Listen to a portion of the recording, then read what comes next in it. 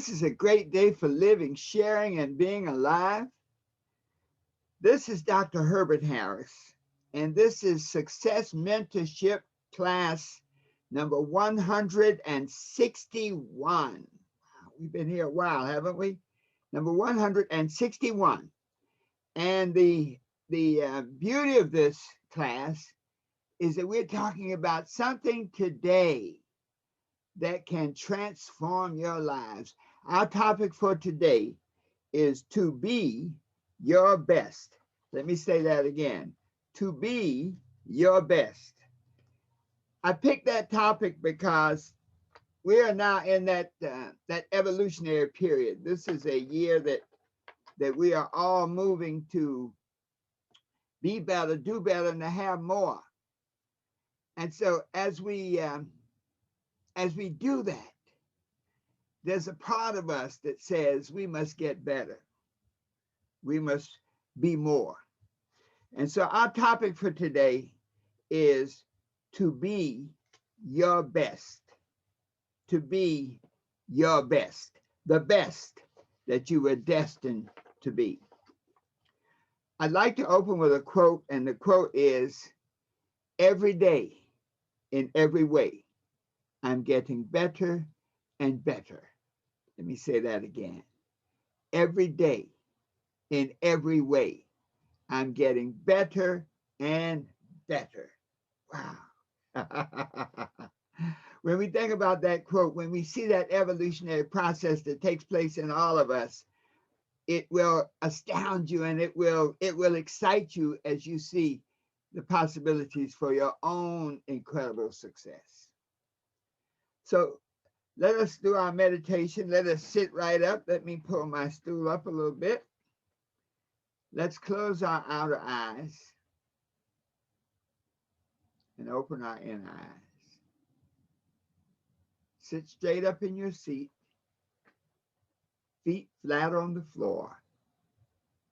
Put your hands palm down on your thighs. And take a deep breath in through your nose. Hold it. Let it out slowly.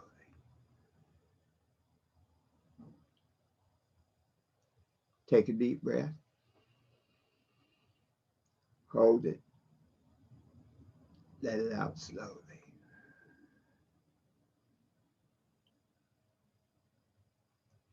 And in this relaxed state, we are at peace with ourselves. Let us affirm that in the first person. I am at peace with myself together. I am at peace with myself. Once more. I am at peace with myself. And let that peace sink in. And in this peaceful, relaxed state, our minds are open, receptive, and ready to learn. My mind is open, receptive, and ready to learn. Let us affirm that together. My mind is open, receptive, and ready to learn. Once more. My mind is open, receptive, and ready to learn. Take a deep breath. Hold it. Let it out slowly.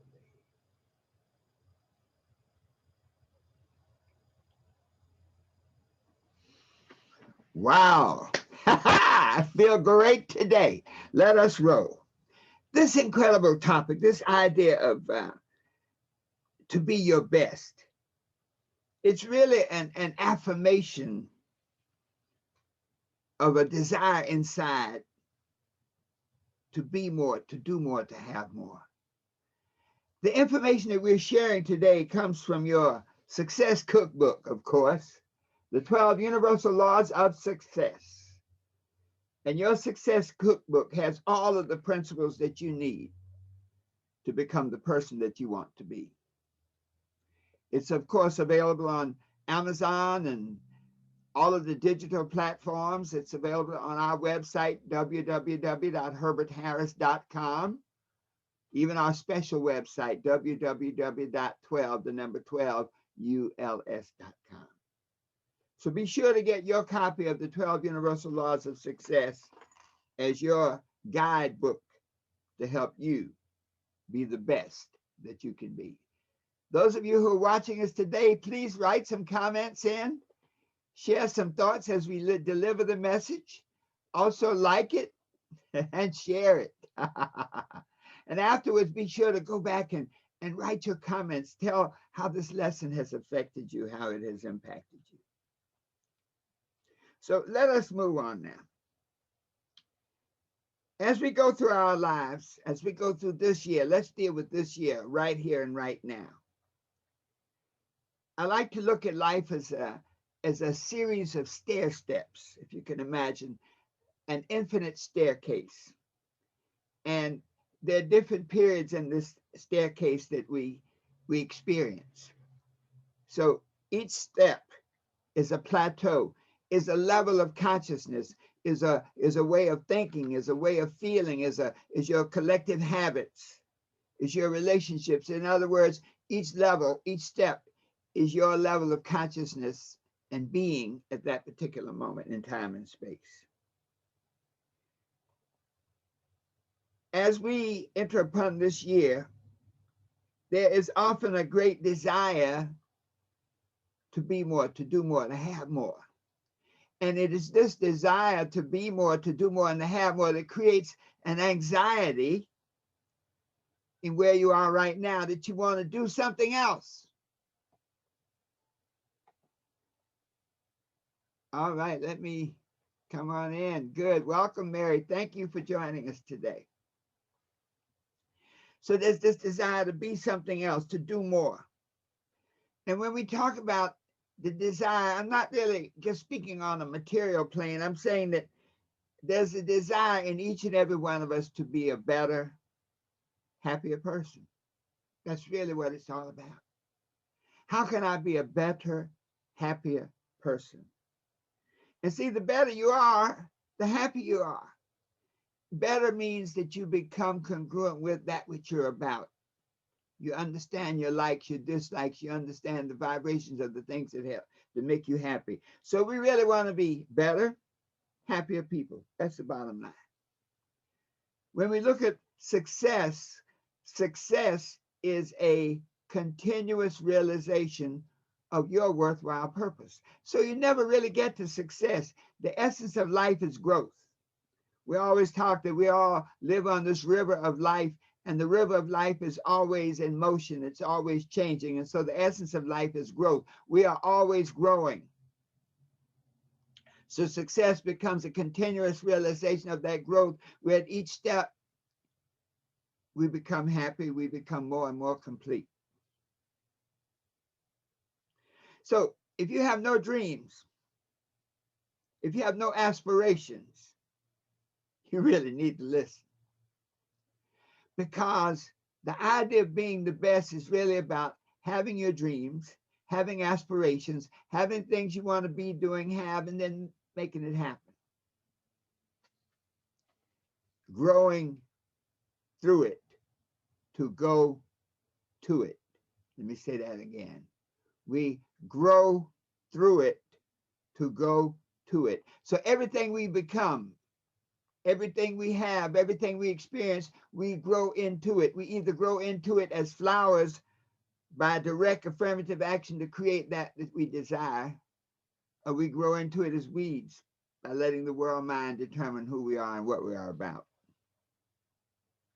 So that affirmation, every day and every way I'm getting better and better, as you say it, as you feel it, it is interpreted in your subconscious mind to help you actually facilitate your personal growth. So how do we be the best? What are the steps to be your best? Step one, I call it disgust. There are 4 things to help you be your best. Number 1 is disgust. And when I say disgust, I mean disgust with a vengeance. Disgust is a negative emotion but it can be a first step in creating a better you. At some point in our lives, we get on a particular step. We're going up our success ladder. We get on a particular step, and maybe at first when we got there, it's like a relationship. When we got into the relationship, it seemed like it was an incredible one. But as time goes on and you get to know the person you're in the relationship with, you may realize that, oh man, this is not good. It may be a job that you get on, you're hopeful and you're excited about advancing, and you're thinking about, wow, you can be with this company for the rest of your life. And then one day they give you an opportunity for greatness. Those two words that will rattle your cage: you're fired or you're downsized. You know, I guess you're supposed to feel better about being downsized as opposed to being fired. I think the only difference is the type of letter of recommendation. The bottom line is you're out of work. Your income source may be stopped. And so this idea of disgust means that there comes a point in your life where you say enough is enough, where you're just sick and tired. That's a terrible negative thought. Wow, to be sick and tired. Woo! I'm just using it for illustration. Fannie Lou Hamer once said, back in one of the early political battles, she says, I'm sick and tired of being sick and tired. And so on each step, each plateau of your life, there may come a time where you're sick and tired of being sick and tired, where you're saying, you know, enough is enough. I can't take this anymore. And for those of you watching, be honest with yourself. I guarantee that many of you are at that point where you're saying, enough is enough. I got to change. This is not fun. Once you have felt that disgust for your situation, then to be the best that you can be, you have to say, I'm tired of making excuses. You know, many times we maintain our level of mediocrity by making excuses for it. We have to say, I'm tired of making excuses. I'm tired of rationalizations. I'm tired of being ordinary. And I'm tired of living in this comfort zone.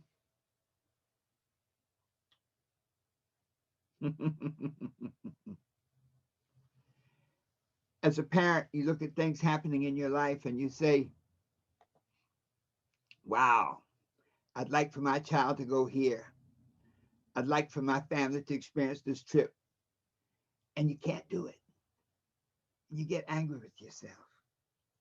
You know, it's this type of anger, this type of situation, when stuff comes about, that really highlights that disgust and that motivation that you got to change. One of my good friends was at a point where he looked at his life and he had his children in a private school. And because of the economic downturn, he couldn't afford to send them to that school. And he was so disgusted, he was so upset with himself that he made a change. That he made a change that was so significant that he's now a millionaire. He now has a 6-figure income. And so there are times in our lives when we have to really get disgusted where we are, where we have to say, you know, I don't like giving stories to my kids. I don't like not taking a trip. All the things that you don't like, you finally say, no more. I often tell the story of a lady who became the CEO of one of the top companies, maybe even one of the Fortune 500 companies. And she was being interviewed. And when the person interviewing her looked into her background, he was like shocked. He was says, you're a mom with 5 kids. How did you go from being a mother with 5 kids to being a CEO of a multi-million-dollar corporation? And she said, you know, my 5 kids were relatively young, and my husband was going off to work one day, and I said, dear, may I have $10? And he looked at me and he said, what do you need it for? She said, now I'm a mom with 5 kids, and mothers, you understand this. You know, sometimes husbands or spouses, when you're a mom taking care of kids and taking care of that home, they'll look at you and like, what do you do all day? When her husband said, what do you need $10 for? She made up in her mind. She said, never again will I ask anybody for anything. She then buckled up. She went back to school. She managed her 5 kids. She went on to get the education she needed. Her drive took her to be the head of a fortune of a multi-million-dollar corporation. So this idea of being disgusted, of saying, you know, enough is enough. Remember this. Whatever you accept, you get. And so if you accept a job that's not paying you enough, that does not honor or value your contributions, guess what? You're going to continue to get it. If you're in a relationship where a person doesn't treat you a certain kind of way and you accept it, guess what? You're going to continue to get it. So whatever you accept, you get. Another level of that, whatever you permit, you accept. So when you permit other people, other companies, other situations to treat you a certain kind of way, you're literally accepting that, and you then get the consequences. You get the results of that thinking. So this idea of disgust is powerful because it's saying to you, no more. I can't take it no more. I got to make a move. I got to get out of here. When you are unhappy about your current situation, you can make that second step. And the second step is a decision to change. When you draw that line in the sand and you say no more, when you make that decision that if it's to be, it's up to me and I'm going to make it the way I want it to be. When you make that decision, you literally put the second law of success into action. The second law of success is the law of change, and it says, be not conformed to this world, but be you transformed by the renewing of your mind. And so if you're in a job and they're not paying you what you want and they're not honoring you the way you have to make a decision to go for something else, to do something different. Remember this, if you're on a job and they're not paying you enough, they're just paying you enough to keep you hanging around. Think about this. They're only going to pay you enough to keep you from making a decision to quit. Let that sink in. If your job is not giving you all that you want, it's because you permit them to do it. And they're only going to give you enough to keep you from quitting. But guess what? One of the things about your comfort zone is when you put yourself in that dynamic where you're working just hard enough to keep from quitting, you stunt your growth. Because now you're basing your energy and your possibilities on somebody else's assessment of you. I'm going to do just enough to keep from getting fired. When you make that decision to be the best, don't worry about other people. You know, many times when you decide to change your life and turn your life around, you look at other people who seem to have it all together, who seem to be, you know, it seems like everything is working for them. Sometimes we'll have a tendency even to be a little jealous, to undermine. You know, there's some people that look at another person's success and try to see the negative side of it, everything that they aren't. Or they may have a lot of money, but their kids are messed up. And so once you made that decision, good things happen. Robert Frost said, a decision, his quote says, 2 roads diverged in a wood. I took the one less traveled, and that has made all the difference. So when you make that decision, something happens. You then change direction in your life, but you then create a different vibration. You see, every thought that you have, and a decision is a thought. It's literally a thought in action, a thought implemented. Every thought you have creates a certain vibration, and that vibration now begins to impact everything around you. So once you made a decision to go for it, the mediocre people will start to drift away. You've made a decision. You've seen it before when you decide to start a business and you tell some of your friends and family, and it's interesting how they'll tell you all the reasons you can't succeed. If you've ever been in a situation, those who are watching and listening today, where you have stated your dream, where you've said, I've drawn that line in the sand and I'm going to go for it, and then somebody else poo-poos it. That's okay, because that lets you know those are the people not to be around. Sometimes it's your family and you can't run away, but you can sure grant them limited access to your consciousness, to your being, and to your value system. See, once you choose to be the best, once you make that decision, it's like saying, I am an eagle. And those of you who are listening and watching today, I want you to write in the comment box, I am an eagle. Write it clearly. I am an eagle. You see, once you make that decision to go for it and to be the best, you become an eagle. And if you notice, eagles don't fly in flocks. Nobody's ever seen a flock of eagles. So once you made that decision, it's okay to be alone. Sometimes you have to, when you make that decision, it's better to be alone so that you can fill that space in your consciousness with the visions of where you want to, the person you want to be, the things you want to do, and things you want to have. So discuss desire. That takes you to point 3. The third key. Discuss decision. The third key is desire. Once you've made that decision, desire is that emotion that will help you deal with the reality in which you made the decision. So remember, we said before that life is like a boat. We're on a boat on the sea of life. And on that boat, the sails on that boat are your attitude, and your crew, the people who help you. Your rudder, the way you steer the ship, is your value system.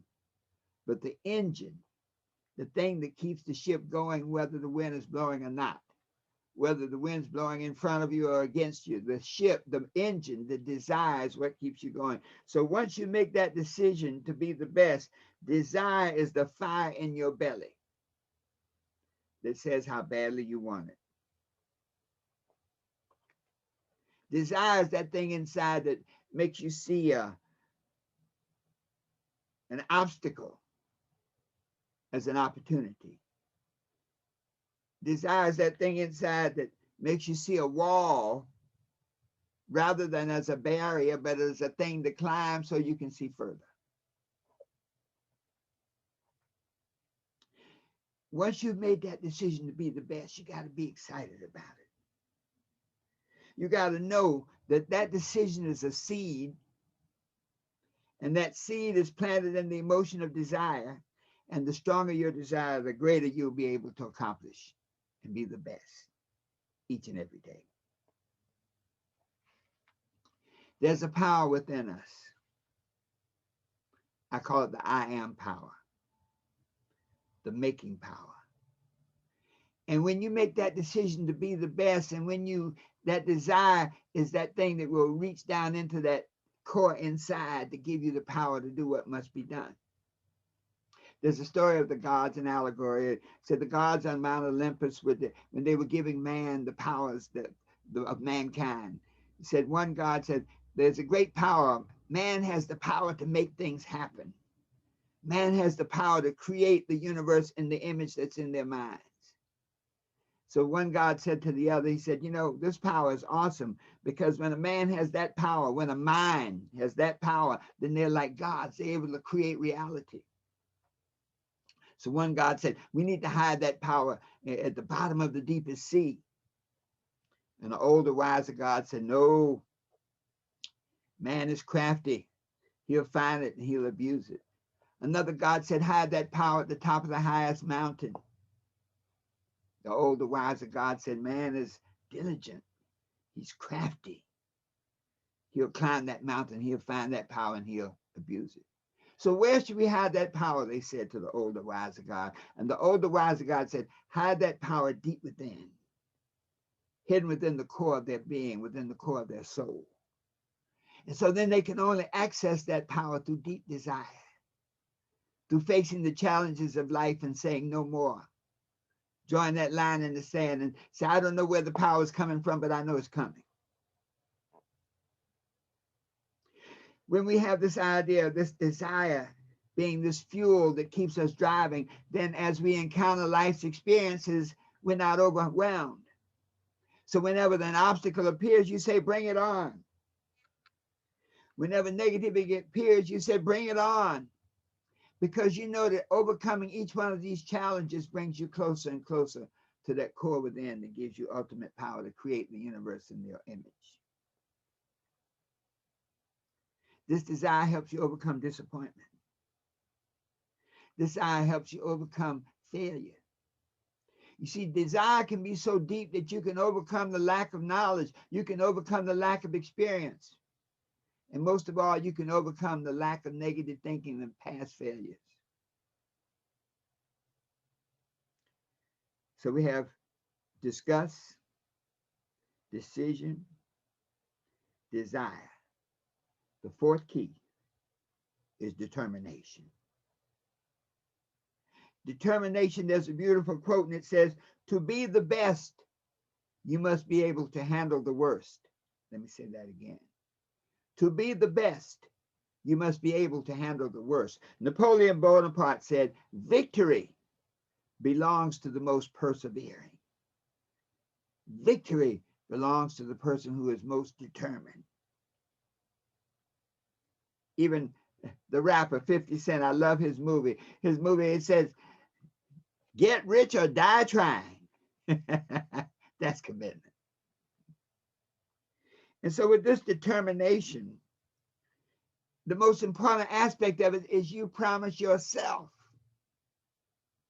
that you're going to do better, that you're going to be better, that you're going to have more. You promise yourself to realize your dreams, to realize your goals. See, determination is awesome. Sandra, when she ran her political campaigns, there was no plan for failure. It was about only success, only victory. This determination is that spiritual connection that connects you to that power within. The Bible says, seek and you shall find. Knock and it shall be opened. Ask and it shall be answered, but it doesn't say how long. The power of determination says do it until the door is open, until the answer is there, until you find what you're seeking. So as we move along this path, these 4 steps, we begin to realize that this is a transformational process that we have discussed in our present situation. We make a decision to change our lives. You have a burning desire to manifest that decision, and you're determined to work until it is done. So now this is another instance where the book comes in. It's so important. Because once you've made that decision, the power of determination now says you have to master the skills of success. You have to learn to do those things that are necessary to help you become better. I love to read from page 23 in the book, and it says,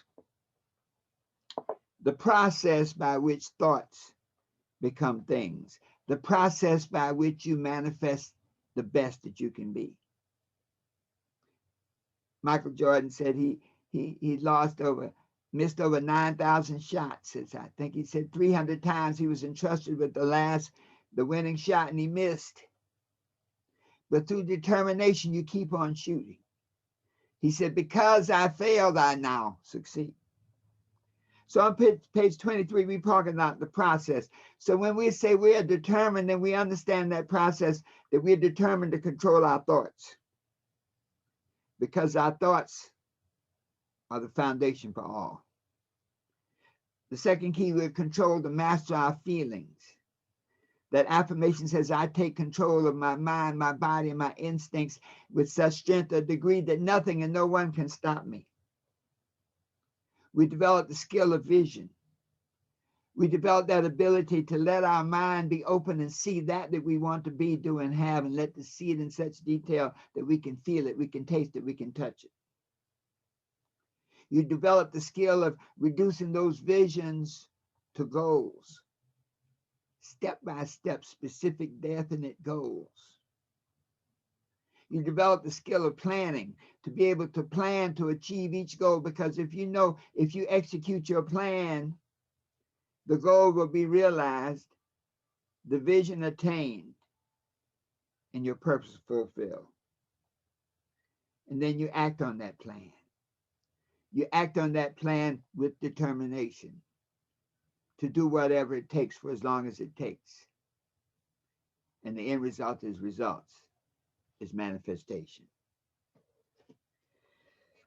Woo! So when we master these skills, these 7 skills, thought, feeling, vision, goals, plans, action, results, then we can truly be the best that we can be. Now you'll have to pay the price. You see, the moment you start this process, you start this evolutionary process, you have to be prepared to pay the price. In other words, you must prime the pump of infinite blessings with the emotion of immediate sacrifice. So you get water out of the pump by saving some water, by sacrificing that cup of water rather than consuming it, by sacrificing and saving it. So when you pour it in the pump, you can make that connection and get access to infinite water. There's another passage that I would like to read you from page 47, and it says, it talks about when you decide to be the best. And a critical part of being the best is to see yourself as the best. When Muhammad Ali said, I am the greatest, there was absolutely no condition on it. I am the greatest, period, flat out, done. And so as we decide to be the best, this is a key point. Imagine yourself to be a great artist, capable of creating a magnificent masterpiece, and that is you at your very best. In addition to being the creator, the artist, you are also the work of art created, the masterpiece. So when you decide to be your best, you are choosing to craft your thoughts, your emotions, your habits, your relationships perfectly to harmonize with that which you're seeking. You can recreate yourself through changing your self-image to that of the person you really want to be, having the things you want to have, doing the things you want to do. But I must warn you, it is not easy. It may not be pretty, but neither is being a caterpillar, ugly, bound to the earth and driven by hunger. Yet, if that caterpillar can survive a profound metamorphosis, if that caterpillar can be sick and tired of being a caterpillar, can make a decision to change, can have a desire for change and is determined to change, then that caterpillar becomes a most beautiful butterfly, free to follow the wind and fly to the sun. To be the best is a choice. Choose to be the best. Act on your choice.